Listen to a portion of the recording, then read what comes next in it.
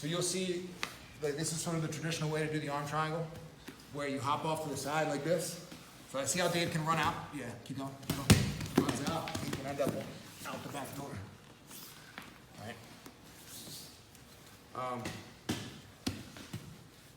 And the reason he can do that is because right now I have, even if I have a really tight choke, I have no control of his hips.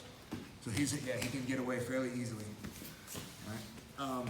The other escape people will do is bring your leg up and grab it. He brings his leg up and grabs it, and now, because I don't have any control of his hips, I can't finish the choke.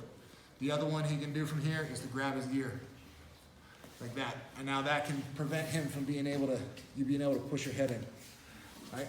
So,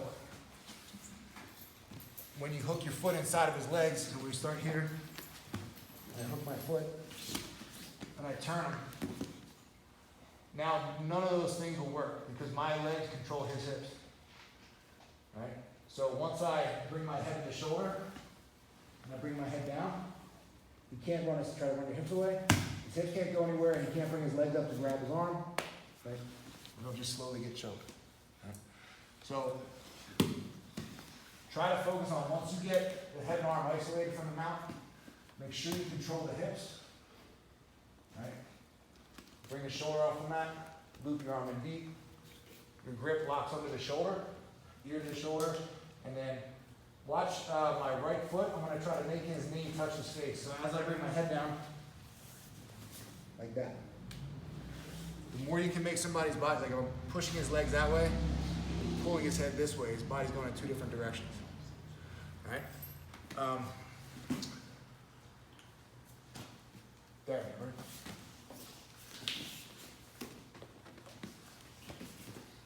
So all those escapes, the regular escapes from the arm triangle, don't work when you do this. Right? But what he can do is he can continue to turn. He can continue to turn away, but when he does that, he gives you his back. So this will happen about now. As I start to pull him in, he starts to turn. My right hand needs to catch this claw grip on his trap here. All right? So I bring him up. As he turns, my hand slips out and I catch his trap. This will hold him in place. And you can fairly easily from here, if I flare my elbow out and bring my head away, I can put him back down to the mat. But he's giving you his back. So keep the claw grip.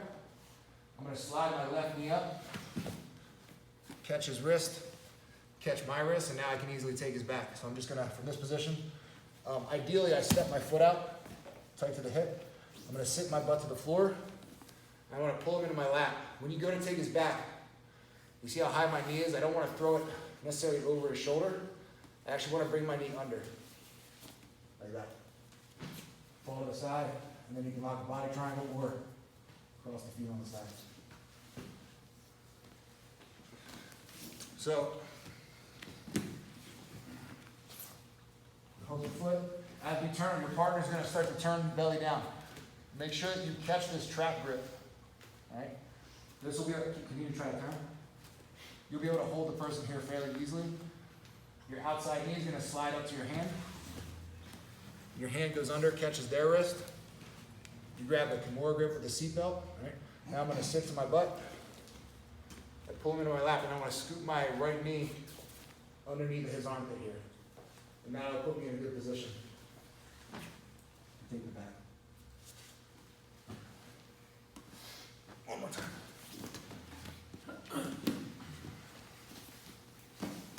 You go to turn. Make sure that you take this second and shoot the leg down.